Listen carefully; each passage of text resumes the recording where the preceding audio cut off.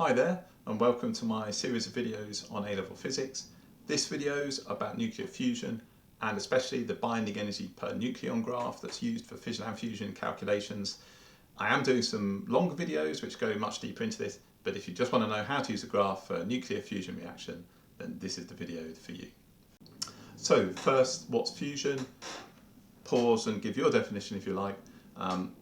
You should say this, that it's the joining of small nuclei to make a big nucleus, and bang, you get some energy. For some reason you get some energy coming out of that.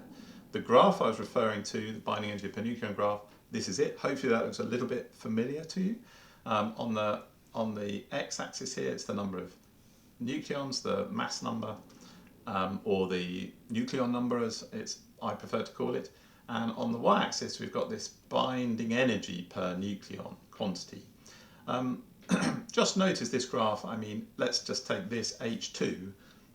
Well, we might write that like that.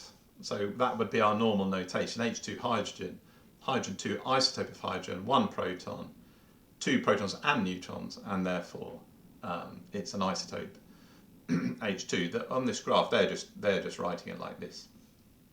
It's the same thing. So now, binding energy, we need to figure out what that is, and then we can figure out what the binding energy per nucleon is. Well, binding energy, again, you can pause and give your definition. You should say something like this is one possibility. So the binding energy of a BE, what the binding energy of a nucleus is the energy required to break a nucleus into its constituent parts. So what we mean by that, if I get my H2 there, bang, so this is not H2 like in chemistry H2, hydrogen gas. There's nothing to do with that. This is the nucleus, and by H2 I mean 2 nucleons in the nucleus. So there it is. Now we have to do a certain amount of work to pull those apart because there's a force between them. What's that force? Well, it's not gravity. There is gravity, would act on these two particles, but it would be very, very, very, very insignificant because the mass is so little. There's also no electric force because one is positively charged but the other has no charge, a neutron. It's neutral, so there's no electric force. It's a force, the strong nuclear force is the force pulling these together. There's a very strong force over very small distance. As soon as you pull them apart a little bit, then it kind of stops being there. But but when you are close up, it is actually pretty strong. Great. Okay. So with that bearing in mind, we also just have to note here that there's another definition of binding energy, which is like the reverse. So so the binding energy is also the energy which would be released if they came back together. That kind of makes sense, right? So there's a force between them, so that if they were close enough, they'd accelerate towards each other, and that's a release in energy because you're going to get kinetic energy coming into existence. You could think about dropping a ball out the window, then as the ball falls towards the earth, then it will accelerate, and there's a release in energy. And it's very similar in this case. In the case of the ball hitting the earth, eventually it will sort of smash in and there'll be sort of heat and all the rest going on. Well, in this case, it will convert to kinetic energy, and that kinetic energy will end up in this particle or one of the other particles in the reaction. So that's what we're meaning. So let's now look at a fusion reaction. So I'm going to write down a fusion reaction here. I'm going to say, right, let's have H. This is actually the most important fusion reaction that, at least in experiments on Earth. It's not the most important one that occurs in stars, but it's the most important one being tried to produce fusion energy on Earth. So you get H2 and H3, and you try and get those to fuse, and if you are successful, then you will end up with helium-4 and a neutron. Let's write that in our sort of more comfortable notation, that probably nuclide notation, which you might be happier with. So you've got, so this H2 is really, I could write like this, and this hydrogen isotope I might write like that. Well, let's put helium-4 again. It's actually an alpha particle, isn't it there? I could put alpha particle. And this actually has another name as well. You sometimes see it written as D, deuterium. So deuterium is heavy hydrogen, which is hydrogen with a neutron. So I could write it like that. And this is like super heavy hydrogen. It's got 2 neutrons. So that is sometimes called tritium. And for that reason, this is called the DT reaction. So if you ever hear about the DT reaction, that is an important reaction in the fusion world. Bang, this is going to turn into an alpha particle. Well, I'll keep calling that 42He and a neutron. Right, so why is there energy coming out?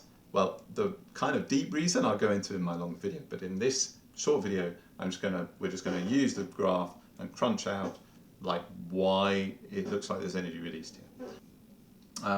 Let's start then by considering this guy, deuterium.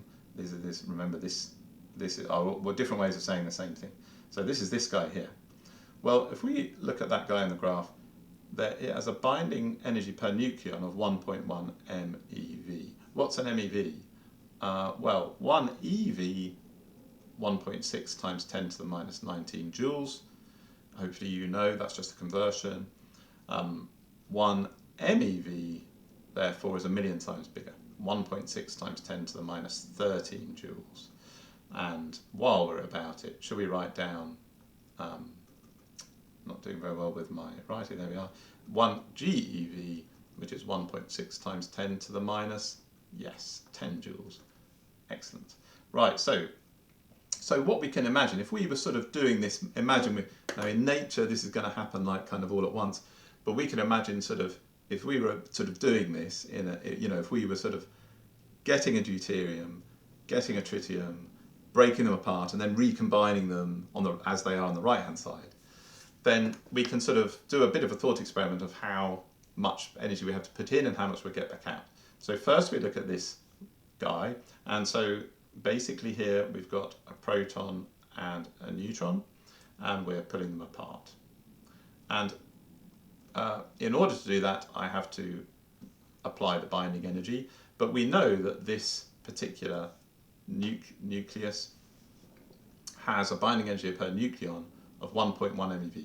Therefore, it's got 2 nucleons, because that's per nucleon, so it's got 2 nucleons, so it's 1.1 times 2, which is 2.2 MeV. So very simply, that's the amount of energy I'd have to put in to break those apart.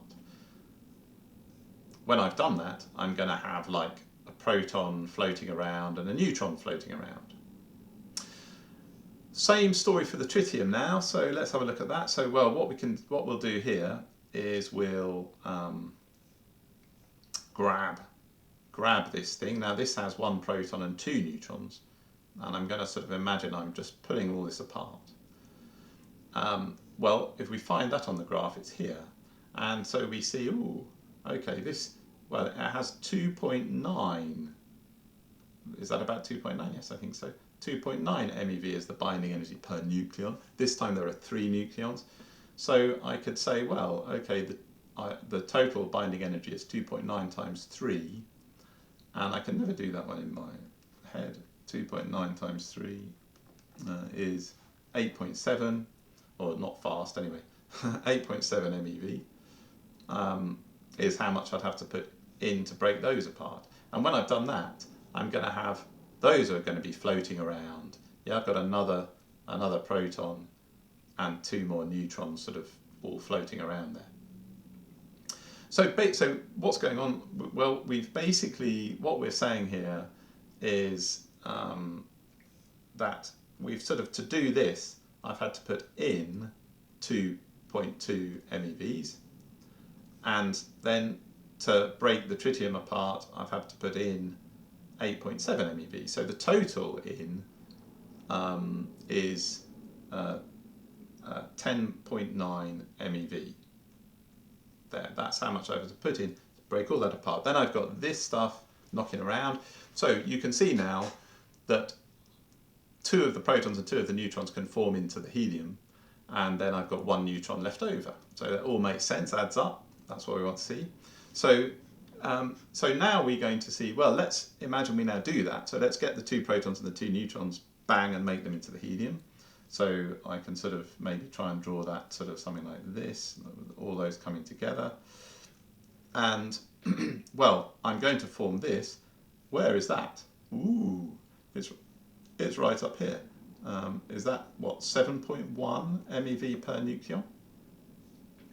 And I've got 4 nucleons. So that means that when I combine those together, the energy released is going to be 7.1 MeV per nucleon. So times 4 is how much I'm going to get out. So I've got 7.1 times 4, which is 28.4 MeV. So I've got that much coming out. Great, okay, this is interesting. So this is how much energy I got coming out. I've written that sort of backwards, never mind, there we go. What about the neutron? Well, a neutron is unbound, so there's no binding it, there's no coming together for that, so that just floats around, that just zooms off on its own quite happily. So let's sort of make that a different, let me make that a little special neutron there. Well, these are all the same things. Yeah, just to sort of highlight it's a separate one. Okay, so then we can say, okay, oh, right, I've had to put in 10.9 MeV to sort of break all the deuterium apart, to break the tritium apart. Then I've let 2 of the neutrons and protons, well, I've pushed them all back together, and they've accelerated together under the strong nuclear force and released 28.4 MeV. Where's that going to go? Well, it's going to turn into kinetic energy of these 2 things. There's nowhere else for it to go, right? If I drop a ball out the window, it can kick up some dust and heat the atmosphere and the ground. But here it's like there's nothing else. So these 2 particles are going to carry the energy away in kinetic energy form. But you can see that I've sort of got a net output, right? So I've got, so the net energy out is going to be 28.4 minus 10.9, so that's put 10.9 in, which gives me 17.5 MeV. So I've got an overall energy coming out, which is going to turn into kinetic energy. Now that doesn't look necessarily like a lot of energy, but for just one nuclear reaction, that's a lot of energy. It turns out that about 80% of that will be carried off in the neutron, 20% in the alpha particle, and if you can harness that energy of that neutron, you've got a lot of energy. This is an important reaction, which hopefully one day will be used to generate electricity. Might be a while away yet. Hope that was useful for you. If it was, please do give a like, it helps the channel. I am doing some more videos on this topic which go into more depth and mass defect and fission and so on. So look out for those.